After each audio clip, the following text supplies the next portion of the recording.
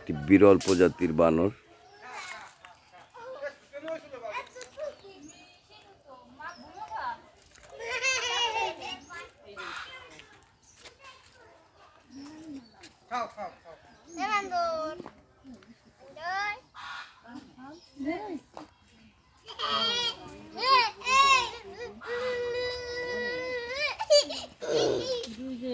কখন আসছে?